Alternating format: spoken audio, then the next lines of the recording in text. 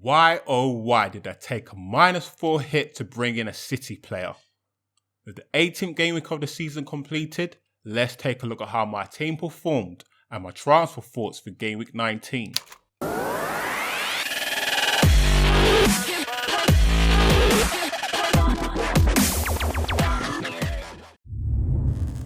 Ahead of game week 18, being afraid of not having no City attacking players and not prepared to get rid of Salah, I took a brave move and exchanged Kane for Danny Ings in order to fund Sane for a -4 hit, which ultimately proved to be the wrong decision.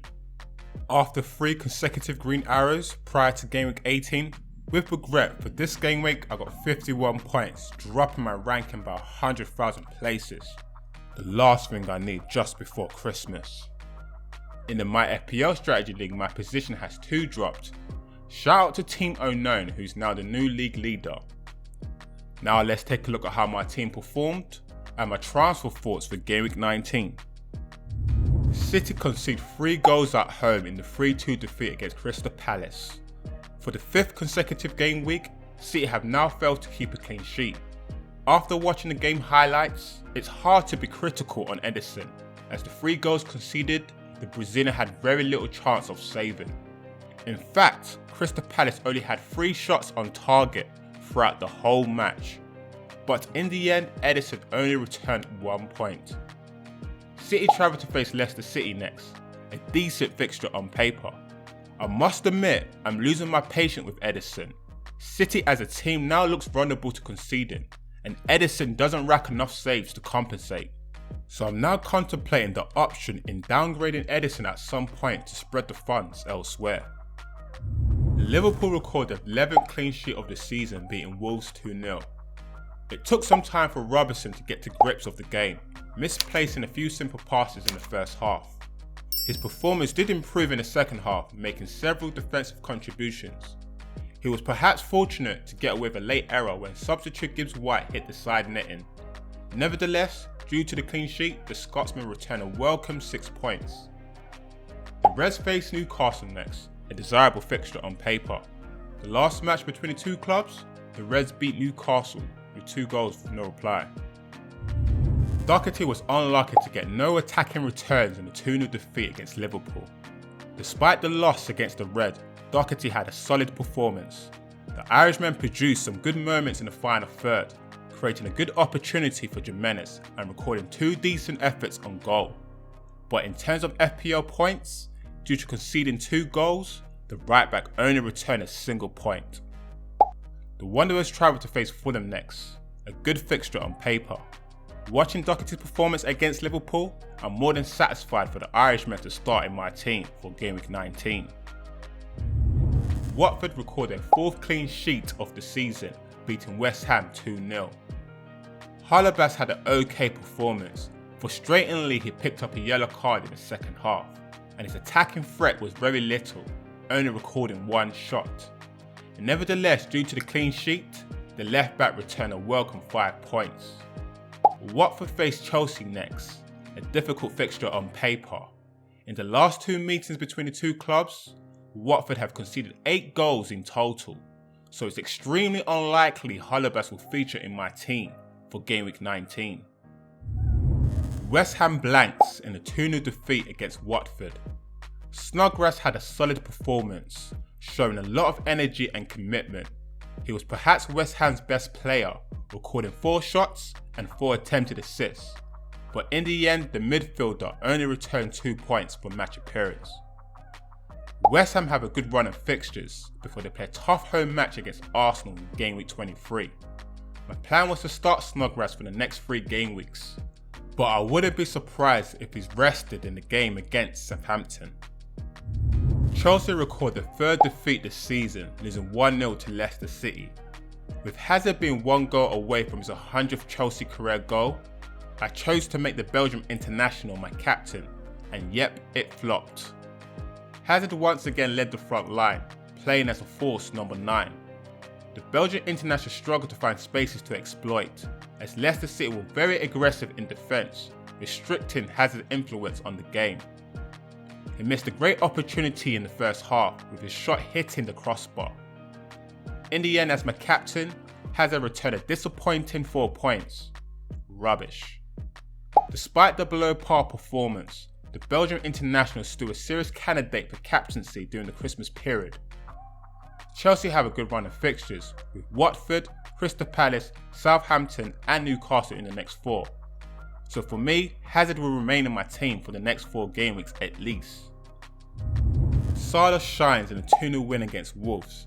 I was so close to selling Salah ahead of Gameweek 18, but decided not to, and it proved to be the right call.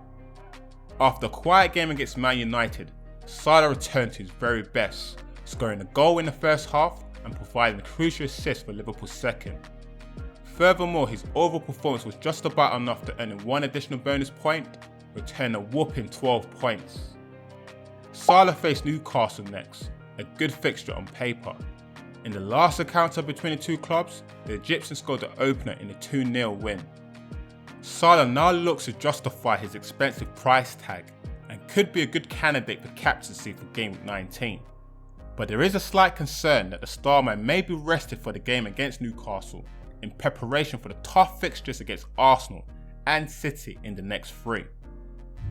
Richarlison starts on the wing in a 6-2 defeat against Spurs. Richarlison had a tough afternoon, only recording just a single shot in the box. Nevertheless, the Brazilian did provide an assist for Everton's second, returning a decent 5 points.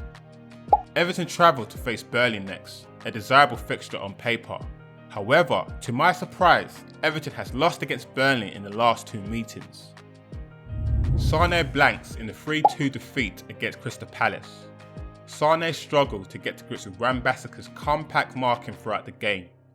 Nevertheless, the young Brazilian was probably City's biggest threat, unfortunate not to score, hitting the post bar with a free kick in the second half. In the end, Sane only returned 2 points for match appearance. City travelled to face Leicester City next, a decent fixture on paper. In the last away encounter, Sane provided an assist in City's 2-0 win. But the real dilemma is, with the likes of Kevin De Bruyne, Aguero, Morris all back in the squad, who starts in City's starting 11 is the golden question. Southampton makes it 2 wins on the bounce, beating Huddersfield 3-1. The Saints has now scored 3 goals for the second consecutive match, with Ings scoring Southampton's second from the penalty spot. Despite being substitute in the second half with 25 minutes to spare, his overall performance was enough to earn him 2 additional bonus points, returning a respectable 8 points. Southampton welcomes West Ham next, to my surprise a desirable fixture on paper. However, I do suspect this match to be a lot more tricky than it looks. Lacazette starts in the 3-1 win against Burnley. Lacazette started alongside Aubameyang for the second consecutive home match. The Frenchman had a decent performance, providing the assist for Arsenal's second. He was substituted in the second half with less than 15 minutes to spare. Admittedly, I was hoping for more returns from Lacazette, but nevertheless the Frenchman returned a welcome 5 points. Arsenal travelled to face Brighton next, a decent fixture on paper. Lacazette's minutes was managed against Burnley and thus looked to start against Brighton.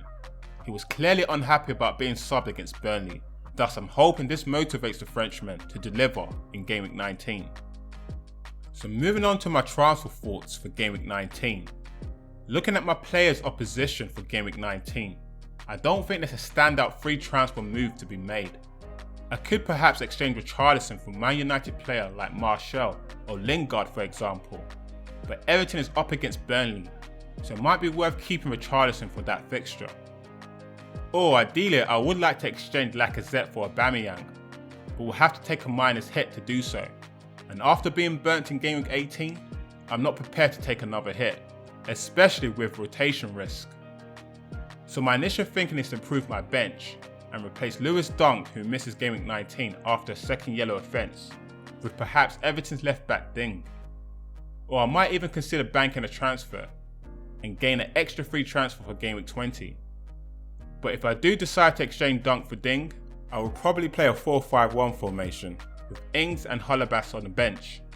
Salah will probably get the captain armband, but there's a risk he could be rested, so I'm going to have to keep my eyes peeled on that one.